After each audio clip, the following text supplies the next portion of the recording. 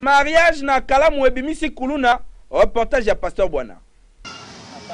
Mokili boyo kantango oyo. Tata moko atali na mwasi pe bana mitano. Kuna na kate Kingasa na komina Kimbantseke.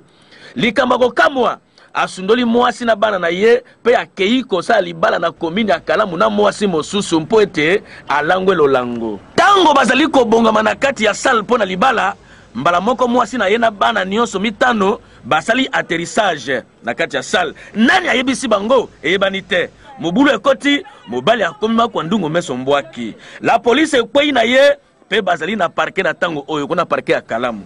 Lokola ba témoin bazanga kate. Lokole elle est là. De toutes les façons, ça vraiment ils ont mal bon, na tango au vandi, au biso na droit civil to ebike soko so vandi na mwasi même 6 mois, eza union libre. Avant olongola mwasi wana ovanda ki 6 mois pas servira ki pendant 6 mois même bozali bami, il faut que c'est loko moko bio de dommager pour boka bwana au bala. Wana ko se marier. Bongo o ya lelo mwasi azana bana 5. Vraiment na tango obotisi mwasi bana 5. Mwasi wana akukenda bana wana wapi? Et puis on peut s'y aller l'autre côté.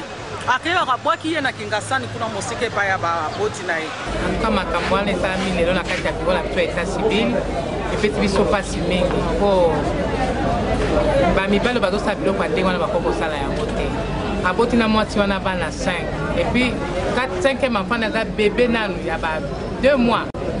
Akora ko tsale biloko atengo na tena tant ko pan na mwasi soko lingi lisusu te poko fa no solo li na ye puis ke ko bala na yo mais ko abandonner bana na yo te et surtout bana balobi na lopoto ke fausse déclaration devant l'officier d'état civil entraîne des actions prévues par la loi.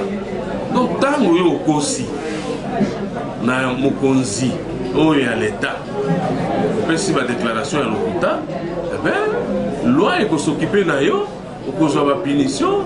Oh, esengeli na yo conformément na mibeko. Tala nakanisi moto na moto ayoki ndenge nini bandeko to pesa ba ide awa. Bino bilenge basi pe mibali. Soki bolingo balana boye banaka ba passe ya moninga.